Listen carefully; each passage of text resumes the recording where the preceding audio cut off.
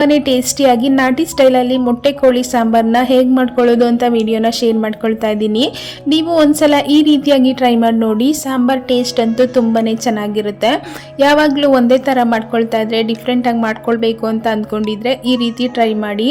ಈ ರೆಸಿಪಿನ ಮಾಡ್ಕೊಳ್ಳೋದಕ್ಕೆ ಮೊದಲಿಗೆ ಸ್ಟವ್ ಆನ್ ಮಾಡಿಕೊಂಡು ಒಂದು ಕುಕ್ಕರ್ನ ಇಟ್ಕೊಂಡು ಕುಕ್ಕರ್ ಬಿಸಿಯಾಗಿದ್ದಾದಮೇಲೆ ಒಂದು 3 ಟೇಬಲ್ ಸ್ಪೂನ್ ಅಷ್ಟು ಎಣ್ಣೆನ ಸೇರಿಸ್ಕೊಂಡಿದ್ದೀನಿ. ಎಣ್ಣೆ ಬಿಸಿಯಾಗಿದ್ದಾದಮೇಲೆ ಒಂದು ಮೀಡಿಯಂ ಸೈಜ್ ಈರುಳ್ಳಿಲಿ ಅರ್ಧ ಭಾಗದಷ್ಟು ಈರುಳ್ಳಿನ ಒಗ್ಗರಣೆಗೆ ಸೇರಿಸ್ಕೊಂಡು ಚೆನ್ನಾಗಿ ಫ್ರೈ ಮಾಡ್ಕೊಂಡಿದ್ದಾದಮೇಲೆ ನಾನಿಲ್ಲಿ 1 kg ಮೊಟ್ಟೆ ಕೋಳಿನ ನೀಟಾಗಿ ವಾಶ್ ಮಾಡಿ ಇದ್ರ ಜೊತೆಗೆ ಸೇರಿಸ್ಕೊಳ್ತಾ ಇದ್ದೀನಿ.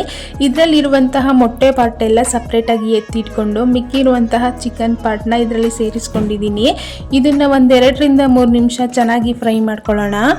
ಯಾರಾದರೂ ಹೊಸದಾಗಿ ನಮ್ಮ ವಿಡಿಯೋನ ನೋಡ್ತಾ ಇದ್ರೆ ನಮ್ಮ ಚಾನಲ್ನ ಸಬ್ಸ್ಕ್ರೈಬ್ ಮಾಡಿಕೊಂಡು ಸಪೋರ್ಟ್ ಮಾಡಿ. ಈ ಚಿಕನ್ನ 1-2 ನಿಮಿಷ ಚೆನ್ನಾಗಿ ಫ್ರೈ ಮಾಡ್ಕೊಂಡಿದ್ದಾದಮೇಲೆ ಇದ್ರ ಜೊತೆಗೇನೆ 1 ಟೇಬಲ್ ಸ್ಪೂನ್ ಅಷ್ಟು ಉಪ್ಪು ಹಾಗೆ ಅರ್ಧ ಟೀ ಸ್ಪೂನ್ ಅಷ್ಟು ಅರಿಶಿನ ಪುಡಿನ ಸೇರಿಸ್ಕೊಂಡು ಚೆನ್ನಾಗಿ ಮಿಕ್ಸ್ ಮಾಡ್ಕೊಳ್ಳೋಣ. ಈ ರೀತಿ ಎಲ್ಲ ಚೆನ್ನಾಗಿ ಮಿಕ್ಸ್ ಮಾಡಿಕೊಂಡು ಕುಕ್ಕರ್ ಮುಚ್ಚಳನ ಮುಚ್ಚಿ 2 ರಿಂದ 3 ವಿಷಲ್ ಕೂಗಿಸ್ಕೊಳ್ಳೋಣ. ಇದು ಕುಕ್ ಆಗೋಷ್ಟರಲ್ಲಿ ಇದಕ್ಕೆ ಬೇಕಾಗಿರುವಂತಹ ಒಂದು ಮಸಾಲೆನ ರೆಡಿ ಮಾಡ್ಕೊಳ್ಬೇಕಾಗುತ್ತೆ. ಒಂದು ಅಗಲವಾಗಿರುವಂತಹ ಬಾಣಲಿಗೆ 1 ಟೇಬಲ್ ಸ್ಪೂನ್ ಅಷ್ಟು ಎಣ್ಣೆನ ಸೇರಿಸ್ಕೊಂಡಿದ್ದೀನಿ. ಎಣ್ಣೆ ಬಿಸಿಯಾಗಿದ್ದಾದ್ಮೇಲೆ 1 ಮೀಡಿಯಂ ಸೈಜ್ ಈರುಳ್ಳಿ, 1 ಗಡ್ಡೆಯಷ್ಟು ಬೆಳ್ಳುಳ್ಳಿ ಹಾಗೆ 1 ಇಂಚಷ್ಟು ಶುಂಠಿನ ಸೇರಿಸ್ಕೊಂಡು ಸ್ವಲ್ಪ ಕಲರ್ ಚೇಂಜ್ ಆಗೋವರೆಗೂ ಫ್ರೈ ಮಾಡ್ಕೊಂಡಿದ್ದಾದ್ಮೇಲೆ 1 ಟೇಬಲ್ ಸ್ಪೂನ್ ಅಷ್ಟು ಕಡಲೆ ಹಾಗೆ 10 ಲವಂಗ, 2 ಸಣ್ಣ ಪೀಸಷ್ಟು ಚಕ್ಕೆ ಹಾಗೆ ಸ್ವಲ್ಪ ಸೋಂಪು ಇದನ್ನು ಸಹ ಸೇರಿಸ್ಕೊಂಡು ಚೆನ್ನಾಗಿ ಫ್ರೈ ಮಾಡ್ಕೊಳ್ತಾ ಇದ್ದೀನಿ. ಇದೆಲ್ಲ ಸ್ವಲ್ಪ ಫ್ರೈ ಆಗಿದ್ದಾದ್ಮೇಲೆ 1 ಮೀಡಿಯಂ ಸೈಜ್ ಟೊಮೊಟೊನ ಕೂಡ ಸೇರಿಸ್ಕೊಂಡಿದ್ದೀನಿ. ಹಾಗೆ 2 ಟೇಬಲ್ ಸ್ಪೂನ್ ಅಷ್ಟು ತೆಂಗಿನಕಾಯಿ ಪೀಸು, ಸ್ವಲ್ಪ ಕೊತ್ತಂಬರಿ ಸೊಪ್ಪು ಹಾಗೆ ಸ್ವಲ್ಪ ಪುದೀನ ಸೊಪ್ಪು ಇಷ್ಟನ್ನು ಸೇರಿಸ್ಕೊಂಡು 1 ನಿಮಿಷ ಚೆನ್ನಾಗಿ ಈ ರೀತಿ ಬಾಡಿಸ್ಕೊಂಡು ಸ್ಟವ್ನ ಆಫ್ ಮಾಡಿಕೊಂಡು ಇದು ಕಂಪ್ಲೀಟಾಗಿ ತಣ್ಣಗಾದ್ಮೇಲೆ ಮಿಕ್ಸಿ ಜಾರ್ಗೆ ಸೇರಿಸ್ಕೊಂಡು ಗ್ರೈಂಡ್ ಮಾಡ್ಕೊಳ್ಬೇಕಾಗುತ್ತೆ. ಈ ರೀತಿ ಮಸಾಲೆನ ಮಾಡಿಕೊಂಡು ನಾವು ಈ ಸಾಂಬಾರನ್ನ ಮಾಡ್ಕೊಳ್ಳೋದ್ರಿಂದ ಸಾಂಬಾರ್ ಟೇಸ್ಟ್ ಅಂತೂ ತುಂಬಾನೇ ಚೆನ್ನಾಗಿರುತ್ತೆ. ಈ ಕಡೆ ಚಿಕನ್ನ 3 ವಿಷಲ್ ಹಾಕಿಸ್ಕೊಂಡಿದ್ದೀನಿ. ನೀವು ನೋಡ್ತಾ ಇರ್ಬೋದು ಸ್ವಲ್ಪ ಬೆಂದಿದೆ ಚೆನ್ನಾಗಿ.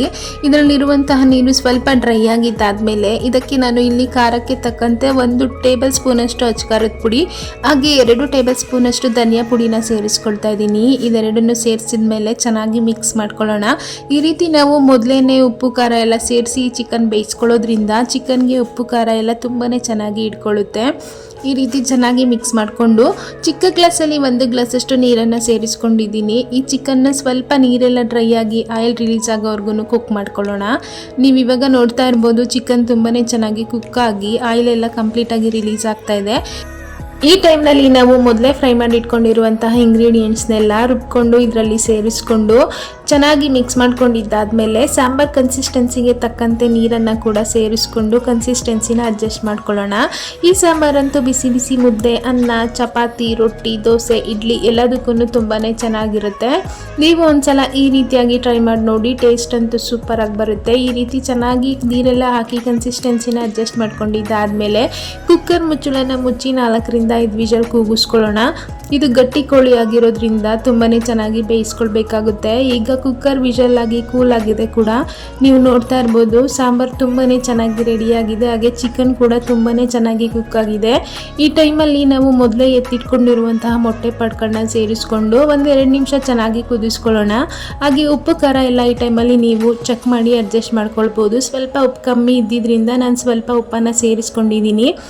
ಸಾಂಬಾರ್ 2 ನಿಮಿಷ ಚೆನ್ನಾಗಿ ಬಾಯ್ಲ್ ಆಗಿ ರೆಡಿಯಾಗಿದೆ. ಇಷ್ಟೇನೆ ಈ ಸಾಂಬಾರ್ ರೆಸಿಪಿ ತುಂಬಾನೇ ಟೇಸ್ಟಿಯಾಗಿತ್ತು. ನೀವು ಒಂದ್ಸಲ ಈ ರೆಸಿಪಿನ ಟ್ರೈ ಮಾಡಿ ಹೇಗೆ ಬಂದಿತ್ತು ಅಂತ ಕಮೆಂಟ್ ಮಾಡಿ ತಿಳಿಸೋದನ್ನ ಮರಿಬೇಡಿ. ವಿಡಿಯೋ ಇಷ್ಟ ಆಗಿದ್ರೆ like, share, comment and subscribe ಮಾಡಿಕೊಂಡು ಸಪೋರ್ಟ್ ಮಾಡಿ.